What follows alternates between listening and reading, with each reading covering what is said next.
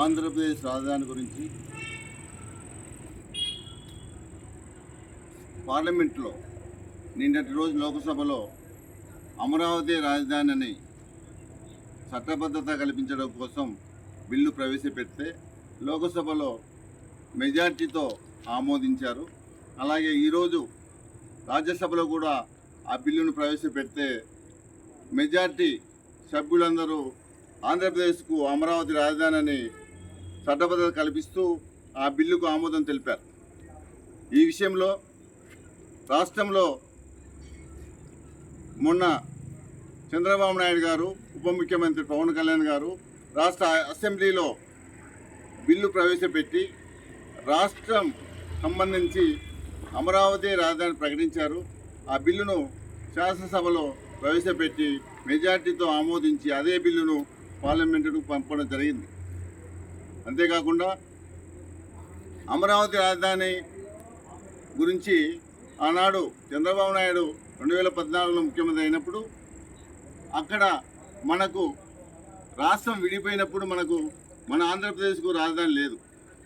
ఆనాడు అమరావతిలో ఉన్న రైతులతో మాట్లాడి 35,000 ఎకరాల భూమిని రైతులు రాజధాని కోసం ఇవ్వడం జరిగింది.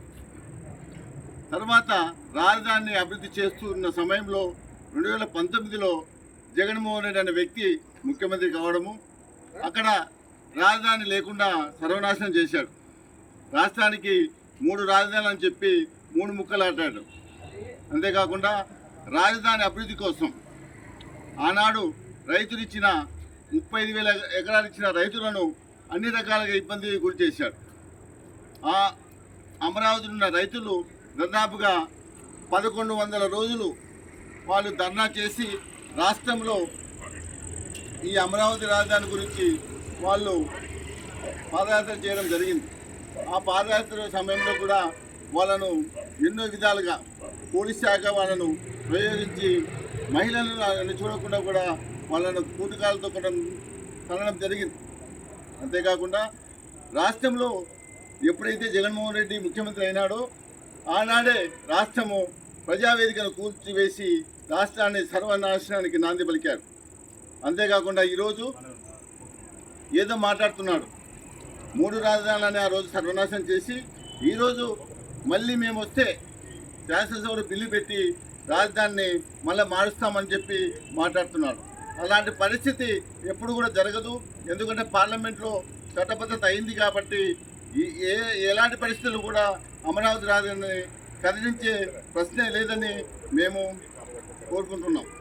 అంతేకాకుండా ఈరోజు పాణ్యంలో తెలుగుదేశం పార్టీ కార్యాలయంలో పాణ్యం మండల సంబంధించి తెలుగుదేశం పార్టీ నాయకులందరూ సంతోషంగా ఈరోజు పార్లమెంట్లో ఆమోదించినందుకు మేము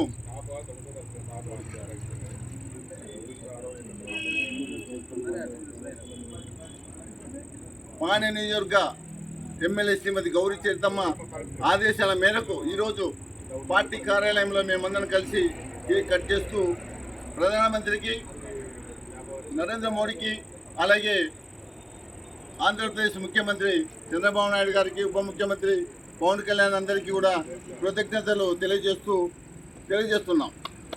జై అమరావతి, జై అమరావతి.